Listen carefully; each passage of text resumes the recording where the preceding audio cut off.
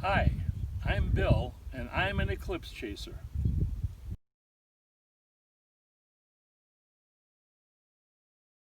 Now here's something else we can do during the day.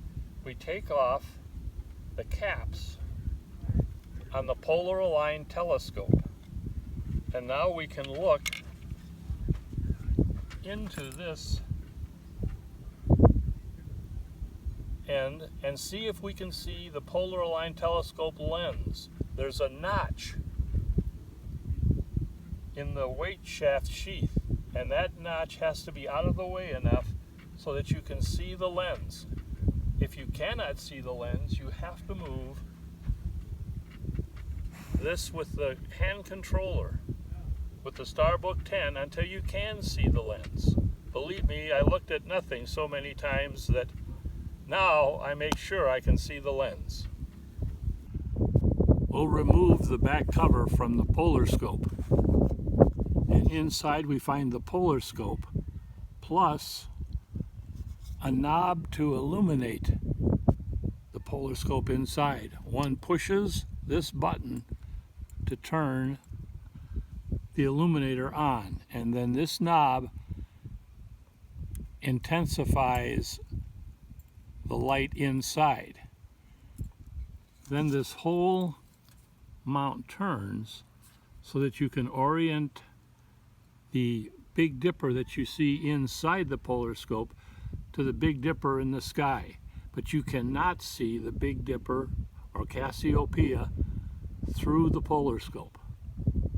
This lower knob allows one to raise and lower the mount so that it points at Polaris. This is raising to a higher altitude, this is lowering to a lower altitude. And these knobs are the knobs that grab a hold of the bar, the little nut that allows it to keep from turning in the left and right direction. Tonight we'll polar align the tripod and the mount to the North Star. Because we're using a telescope, I can see Polaris through this polar alignment telescope even before I can see it with my naked eye. So you can do this in the deep twilight before all the stars are visible. It actually helps because Polaris will be one of the first stars to appear. So you're not confused by a whole group of stars that you don't know which one is Polaris. But trust me, it's big and bright. Okay, I'm going to turn on the illuminator, and I can see Polaris. It appears to be to the right, but everything is left and right and upside down backwards. But now we'll move it into its proper location. That's moving it away.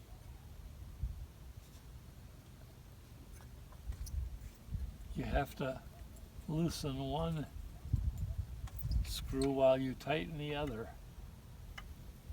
to move the star into its proper location. There we go. Now we've got it pretty well left and right. Now if we can just get it up and down.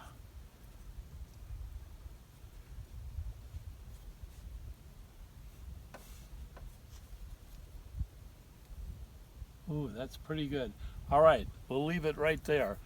And now it's polar aligned, and we can turn off the illuminator here in the polar scope.